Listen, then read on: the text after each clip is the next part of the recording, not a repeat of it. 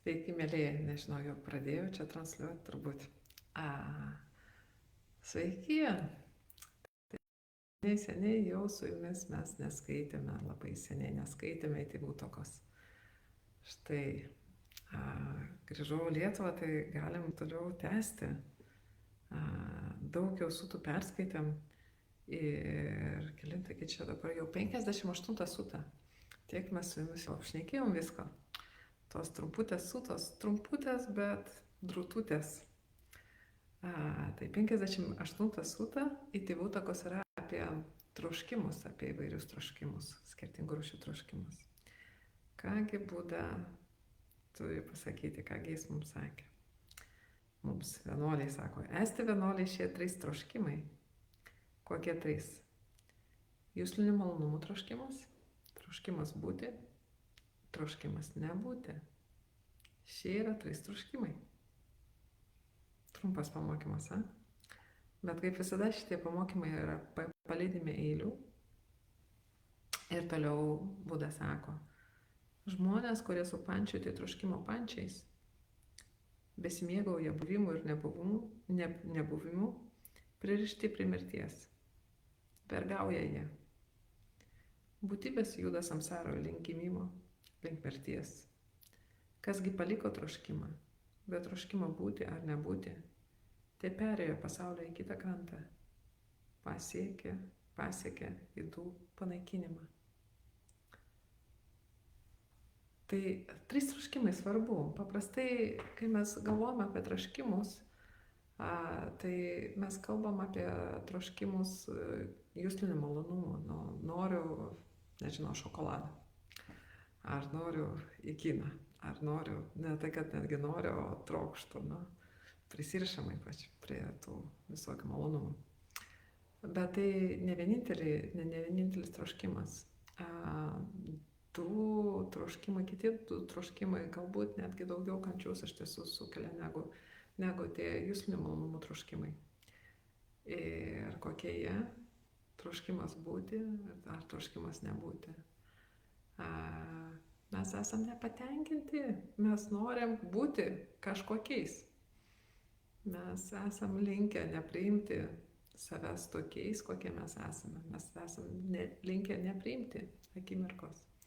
Noriu, pavyzdžiui, noriu būti, nežinau, mylinčiu, noriu būti dosniu, noriu būti protingesniu, noriu būti, nežinau, kažkokiu vis geresniu, noriu būti geresniu negu esu. Aš nepriimu savęs tokio, kokio esu. Turėčiau būti geresnė, protingesnė, greitesnė, sumanesnė. Nežinau, kas galvoja, kad norėtų būti dosnesnis, gal kas nors. Tai troškimas būti. Mes nepriimam akimirkos, mes nepriimam savęs. Arba troškimas nebūti lygiai tas pats, iš tiesų. Noriu nebūti tokia irzli, noriu nebūti tokia pavydi, noriu nebūti tokia šiokia, tokia ir tokia, noriu nebūti tokia lėta, ar tokia greita, ar noriu nebūti, o tokia neturėčiau būti. Geri žmonės, taip, čia negeri žmonės, geri žmonės yra tokie, o aš noriu būti geras žmogus, nenoriu būti aš blogas žmogus, nenoriu būti blogas, tai noras būti, nebūti, ir iš tiesų tai yra tai, kas varo, kas mus daro vergais. Tuose eilėse, Buda sako, vergystė, jie vergauja. Tie, kas seka tais troškimais, jie vergauja. Mes esame vergystėje tų troškimų. Vis verčia tas troškimas mus tapti kažko. Norėti tapti kažko. Varo tą tapsmą. Ir mes galvojam, kad jeigu tik aš būsiu geresnis ar protingesnis, ar jeigu aš tik, ir mes ėmamės veiksmų, ir mes stengiamės, ir mes mokomės, ir mes einame visokius kursus, ir atsiskyrimus, ar retrytų stovyklas, apmokymus per įvairias kančias, kad tik tai tapti ir netapti, ir kad nebūtumėm tokie, kokie mes nenorim, kad mes galvojam, kad mes esame pirmiausiai, ir mes nenorim tokiais būti, ar kad būtumėm tokie, kokie mes įsivaizduojam, kad mes turėtumėm būti, ir kokie mes esame, kad nesame, ir dedam labai daug pastangų, ir ką, ir nieko. Ir niekad mes nesame patenkinti, kokie mes esame, nes nėra esmė būsenų, nėra esmė netgi įpročių, nėra tame esmė. Troškimas nesibaigia. Netgi jeigu mes tapsim geresni, kaip mums atrodė, kad ką tai reiškia, kad man geresnis yra, pasieksiu kažkokią standartą, ar mes būsim patenkinti. Ne. Nes mūsų troškimas bus tik tai sustiprėjęs, nes mes sekam iš paskos troškimą. Mes darom tą, ką tas troškimas mums sako daryti. Sako, kad reikia būti tokiam. Ir tam nebus niekad pabaigos. Ir mes bandysim vis tapti kažkokiu, visą gyvenimą bandysim kažkokiu būti. Geresnė mama, nežinau, geresnių vyrų, gerų tėvų, kažką vis bandom. Ir taip ir mirštam bandydami. Ir dėl tos jėgos, dėl tos troškimo varomos jėgos, sąmonė negrįžta. Ar, sakykime, grįžus į gamtą, nepasilieka gamtoje, jinai vėl priima formą. Priima formą tam, kad vėl tapti geresniu, tapti kažkokiu. Ir tai yra tas troškimas. Ir kokia yra išeitis. O išeitis, žinoma, yra, nes visas būdos mokymas yra apie tai, kad išeitis yra. Išeitis yra suprasti, kad mes nesame tai. Kad tai nėra aš. Ta būsena ar tai, ką mes vadiname savimi, kad tai nėra aš, tai nėra mano. Ir tai kinta savaime. Tai pagal gamtą. Kai mes nesisavinam, jeigu tai nesu aš, tai kam keisti? Mes galim leisti praeiti. Bet kam? Ir kai piktis kyla, tai tiesiog piktis kyla. Jeigu jo nesigrebama, jis kyla ir nunyksta. Ir tai nereiškia, kad aš esu piktas. Jeigu piktis kyla ir aš pasisavinu tą piktį ir galvoju, kad aš esu pikta, tada aš tikrai supykstu. Ir aš dar pyksiu. Ir aš tada man reikės dėti pastangas. Aš galvosiu, kad man reikia dėti pastangas, kad nebūti piktai. Nesgi aš esu pikta. Bet jeigu tai nėra pasisavinama, jeigu tai yra matoma su išmintimi, jeigu tai yra matoma taip, kaip yra, kad tiesiog kilo piktas. Ir štai jis išnyko. Nes nieks nepasisavino. Nieks nepradėjo sekti istorijom, emocijom, viso to. Taip, tas nemalonus pojūtis, kažkas sukylo. Tas buvo žinoma. Ir dėl to, kad tas buvo žinoma, bet to nebuvo sekama. Ir to taip pat nebuvo vengiama. Tai buvo tiesiog žinoma, tam buvo duota erdvė. Tai kilo ir tai išnyko. Sąlygų nebeliko, tai išnyko. Viskas. Ir nereikia niekam daryti nieko iš tiesų.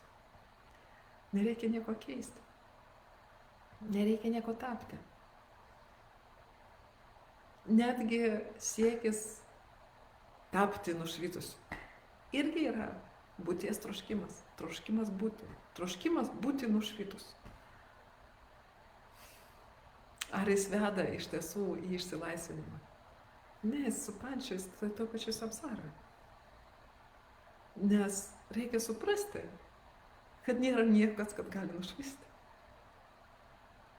Nes čia nėra nieko. Tai yra tyra forma. Sąlygota. Tai yra tai, kas gimė ir galiausiai mirš. Nėra, kas gali nušvisti.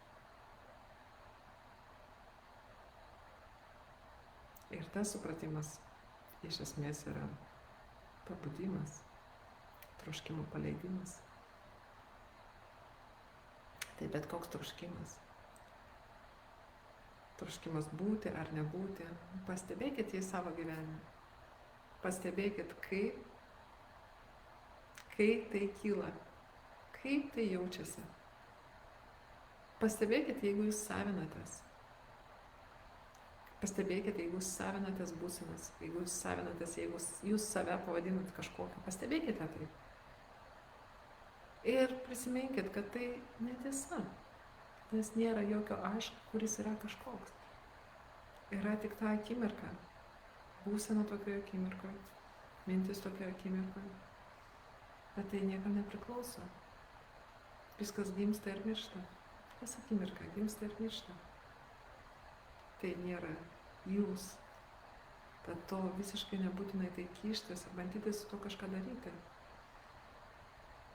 Ir visi tie projektai, nežinau, savęs pagerinimo, tai yra į kančią, kančios kūrimas iš tiesų. Nežinau, kiek iš jūsų bando, ar bandė, ar esate ten užsirašę kokius kursus, kur ten savęs pagerinimo, kad save pagerinti. Ir kiek yra nusivylusių, ar netgi nukentėjusių psichologiškai nuo tokių kursų. Daugybė. Nes tai to pagrindas yra troškimas. O troškimas, kaip žinia, yra kančios priežastis. Iš troškimo kyla kančia. Kai nėra troškimo, nėra kančios. Mes esame, kai mes sekam troškimais, mes esam to vergai. Bet vėl svarbus momentas, troškimas turi būti taip pat žinomas ir paliktas. Paliktas nereiškia išmestas. Nereiškia, kad reikia kažką iš tiesų su to daryti, kad reikia panaikinti troškimą, bandyti netrokšti. Bandyti netrokšti yra taip pat nebūties troškimas. Troškimas, kad nebūtų. Troškimas, kad nebūtų troškimo. Vienintelis dalykas, ką mes galim daryti, tai žinoti, pastebėti, būti sąmoningi.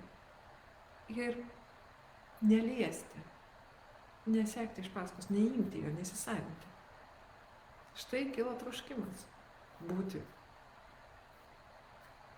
Ok, tegu, tai yra žinoma, bet nesekama to. Nebandama nieko su to daryti. Tada mes išsilaisviname iš to troškimo. Tai toksai svarbus momentas, ne? Išeitis yra, ir išeitis yra toj kantrybei. Tiesiog leisti viskam būti, leisti,